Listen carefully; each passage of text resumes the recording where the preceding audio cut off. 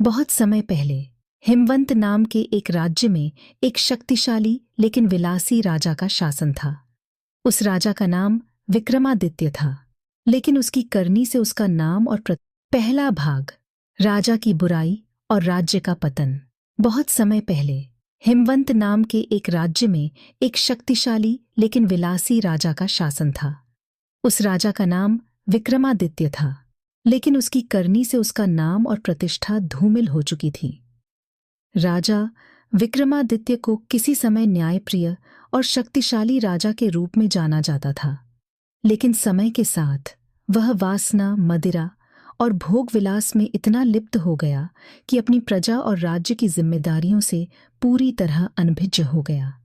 राजा की विलासिता विक्रमादित्य की दिनचर्या भोग विलास और मदिरा पान से शुरू होती और वहीं समाप्त होती। हर रात राजमहल के शाही कक्ष में सुंदरियों का जमावड़ा होता। यह वे स्त्रियां थीं जो या तो लालच में फंसी थीं या फिर जबरदस्ती लाई गई थीं। राजा को अपनी इच्छाओं की पूर्ति के लिए न तो किसी का दर्द समझ आता, न किसी की भावनाएं। उसकी एक ही सोच थी, अपना सुख। राजमहल में बने गुप्त कक्ष उसकी काली करतूतों के गवाह थे। वहां पर कोई भी स्त्री राजा की कामुक नजरों से बच नहीं पाती थी। ये कक्ष उस पाप और अन्याय का केंद्र बन चुके थे जिनका पता किसी आम आदमी को नहीं था। राज्य का बुरा हाल, राजा की लापरवाही का असर पूरे राज्य पर दिखने लगा। किसान बदहाल थे क्योंकि राजा ने खेतों के लिए पानी और अनाज की व्यवस्था बंद कर दी थी। फसलें सूखने लगीं, लेकिन राजा को इसकी कोई चिंता नहीं थी। उसने अपना पूरा खजाना शराब और अय्याशी पर खर्च कर दिया। सैनिकों को महीनों से वेतन नहीं मिला था, जिसके कारण सेना कमजोर पड़ गई। पड़ोसी राज्यों ने हिमवंत पर हमला करने की योजना बनानी शुरू कर दी थी, लेकिन राजा को इसकी कोई परवाह नहीं थी। जनता का क्रोध, राज्य की जनता धीरे धीरे राजा के खिलाफ गुस्से से भरने लगी। गरीब किसान, व्यापारी और मजदूर सभी परेशान थे।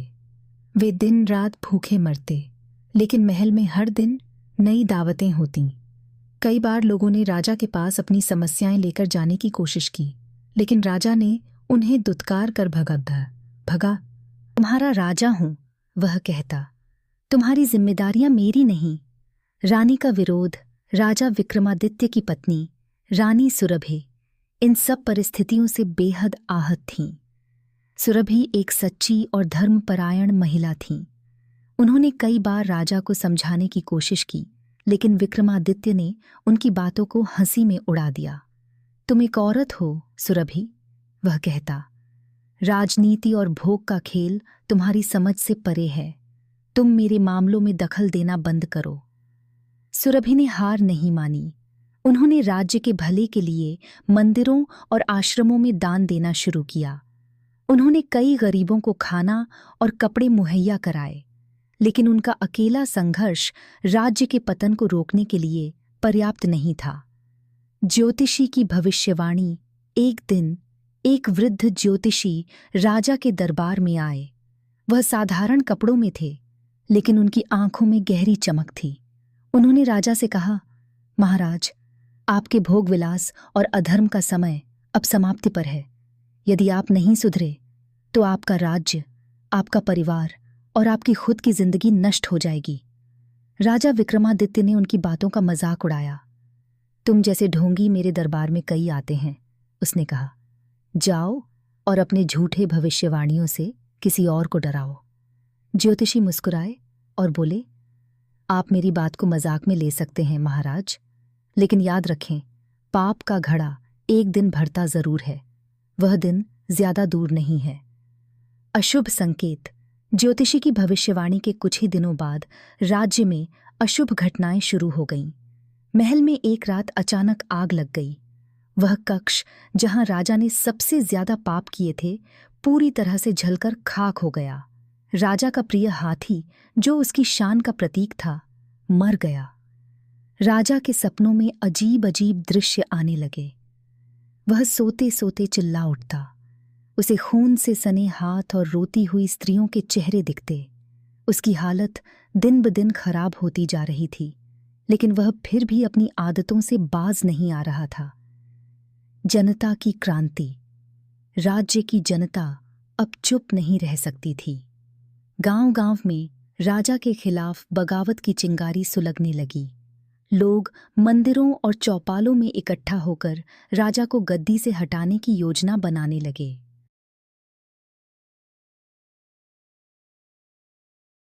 हिमवंत राज्य की हालत इतनी खराब हो चुकी थी कि पड़ोसी राज्य के राजा रणधीर ने उस पर हमला कर दिया।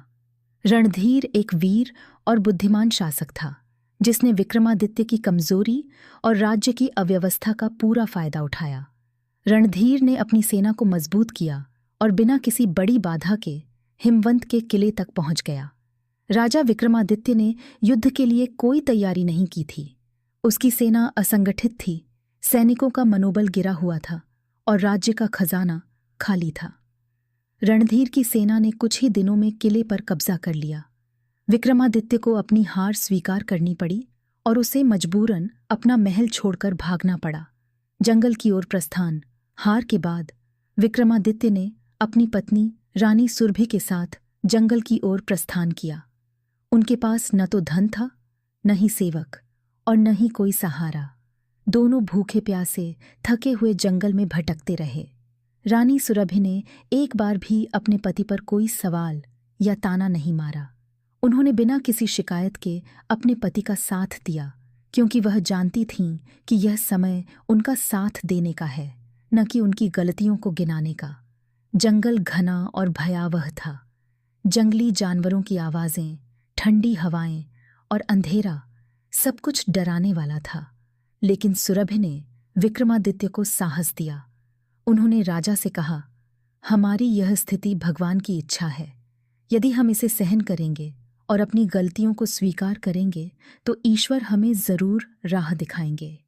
पश्चाताप की शुरुआत। जंगल में रहते हुए विक्रमादित्य को पहली बार अपनी गलतियों का एहसास होने लगा।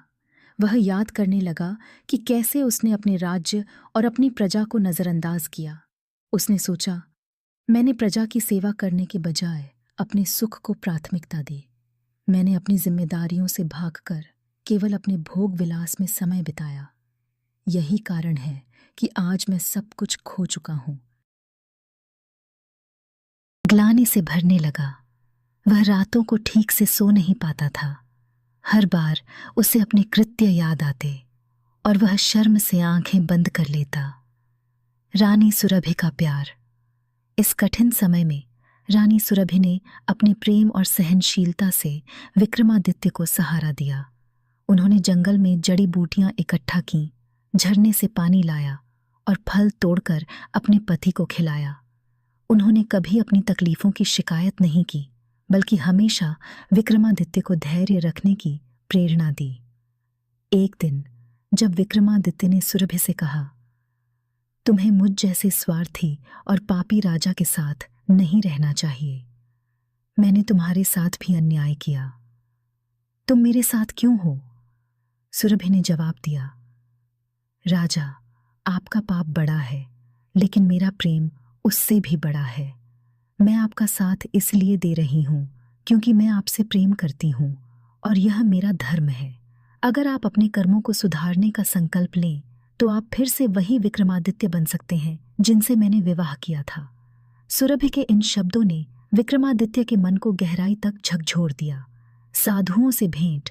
कुछ दिनों बाद जंगल के एक हिस्से में चलते हुए विक्रमादित्य और सुरभि को एक आश्रम दिखाई दिया। वह आश्रम साधुओं का था, जहां शांति और पवित्रता का वातावरण था। विक्रमादित्य को वहां देखकर लगा जैसे उसे एक नया जीवन मिल गया हो। साधुओं ने उन्हें आश्रम में शरण दी। उन्होंने विक्रमादित्य की हालत देखकर पूछा, राजन, आप कौन हैं और यहाँ कैसे पहुंचे? यहाँ का गीत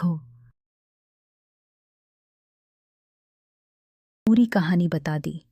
उन्होंने बताया कि कैसे वह अपनी वासना और भोग विलास में डूबकर सब कुछ खो चुके थे। उन्होंने कहा, मैंने अपनी प्रजा, अपने राज्य और अपने धर्म के साथ अन्याय किया। मैं अब इस संसार का सबसे बड़ा अपराधी हूं। क्या मेरे पापों का कोई प्रायश्चित हो सकता है? साधुओं का मार्गदर्शन साधुओं ने राजा को धैर्यपूर्वक सुना और कहा, राजन, हर व्यक्ति जीवन में गलतियां करता है, लेकिन केवल वही महान बनता है जो अपनी गलतियों को स्वीकार करके उन्हें सुधारने का प्रयास करता है। प्रायश्चित का पहला कदम अपनी जिम्मेदारियों को समझना और दूसरों के प्रति अपने कर्तव्यों को निभाना है। साधुओं ने विक्रमादित्य को प्रायश्चित के लिए कुछ नियम बताए कि सेवा और त्याग। राजा को अपने अहंकार और सुख सुविधाओं का त्याग करना होगा और दूसरों की सेवा करनी होगी। 2. ध्यान और तपस्या।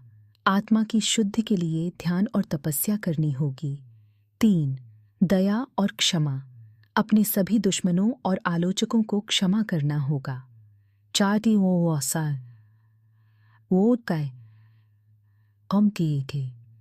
प्रजा का उद्धार। अपने राज्य की प्रजा का भला करने का प्रण लेना होगा। राजा का प्रायश्चित। विक्रमादित्य ने साधुओं के मार्गदर्शन में तपस्या शुरू की। उन्होंने अपने हाथों से आश्रम की सफाई की, जंगल से लकड़ियां काट कर लाईं और साधुओं की सेवा की। वह प्रतिदिन ध्यान करते और भगवान से अपने पापों की क्षमा मांगते। सुरभि ने इस पूरे समय उनका साथ दिया। वह भी साधुओं के साथ मिलकर आश्रम के काम करती और अपने पति को प्रेरित करती। धीरे धीरे विक्रमादित्य के मन से अहंकार और लालच दूर होने लगा। वह पहले से अधिक शांत और धैर्यवान हो गए। उन्होंने पहली बार जीवन में वास्तविक सुख का अनुभव किया, जो भोग विलास से नहीं बल्कि त्याग और सेवा से प्राप्त हुआ था। साधुओं का आशीर्वाद। साधुओं ने विक्रमादित्य को आशीर्वाद दिया और कहा, राजन, अब आप अपने पापों से मुक्त हो चुके हैं। आपका मन शुद्ध हो गया है। अब समय आ गया है कि आप अपने राज्य में लौटें और अपनी प्रजा का भला करें। विक्रमादित्य ने साधुओं का धन्यवाद किया और उनसे वचन लिया कि वह अपने जीवन में फिर कभी अधर्म का रास्ता नहीं अपनाएंगे। नए जीवन की शुरुआत जंगल में बिताए दिनों ने विक्रमादित्य को पूरी तरह बदल दिया था। वह अब एक नए व्यक्ति बन चुके थे। उनके दिल में अब केवल अपनी प्रजा और राज्य की भलाई का विचार था। उन्होंने सुरभि से कहा, तुम्हारे प्रेम और धैर्य ने मुझे बदल दिया। अगर तुम मेरे साथ न होती तो मैं कभी अपनी गलतियों को नहीं समझ पाता। तुमने मुझे बचा लिया। सुरभि ने मुस्कुराते हुए कहा, आपके जीवन में परिवर्तन ही मेरे लिए सबसे बड़ा इनाम है। अब हम मिलकर अपने राज्य को फिर से महान बनाएंगे। जंगल में प्रायश्चित और साधुओं का आशीर्वाद प्राप्त करने के बाद राजा विक्रमादित्य ने अपने राज्य को वापस पाने का निश्चय किया। लेकिन उन्हें पता था कि बिना एक संगठित सेना के यह संभव नहीं होगा। उन्होंने रानी सुरभि के साथ मिलकर योजना बनाई। राजा ने साधुओं से कहा, मुझे अपने राज्य को वापस पाना है। मैं जानता हूं कि मैंने पहले इसे खोने के लिए सब कुछ किया, लेकिन अब मैं इसे बचाने के लिए हर संभव प्रयास करूंगा। क्या आप मेरी सहायता करेंगे? साधुओं ने कहा, राजन, धर्म के लिए किया गया युद्ध कभी गलत नहीं होता। हम आपकी सहायता करेंगे। आपके पास इच्छा शक्ति है और हम आपको मार्ग दिखाएंगे। सैनिकों की तलाश। राजा और रानी ने साधुओं के आशीर्वाद से आसपास के गांवों का दौरा करना शुरू किया। उन्होंने किसानों, मजदूरों और अन्य लोगों से संपर्क किया। उन्होंने उन्हें अपने साथ आने का आह्वान करते हुए कहा, मैंने पहले अपने स्वार्थ और अज्ञानता से सब कुछ नष्ट कर दिया था, लेकिन अब मैं अपने राज्य की रक्षा के लिए लड़ना चाहता हूँ। मैं आपसे प्रार्थना करता हूँ कि मेरे साथ इस धर्म युद्ध में सम्मिलित हों। गांवों के लोगों ने विक्रमादित्य के बदले हुए व्यवहार को देखा। उनकी आंखों में सच्चाई और पश्चाताप था। धीरे धीरे लोग उनकी बात मानने लगे। किसान, लोहार और व्यापारी उनके साथ जुड़ने लगे।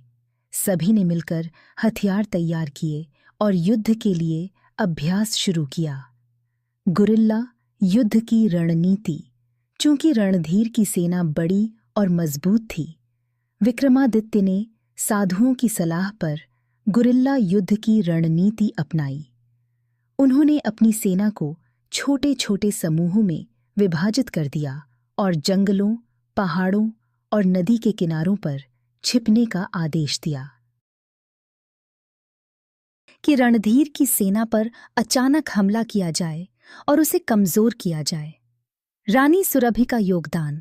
रानी सुरभि ने भी इस अभियान में महत्वपूर्ण भूमिका निभाई।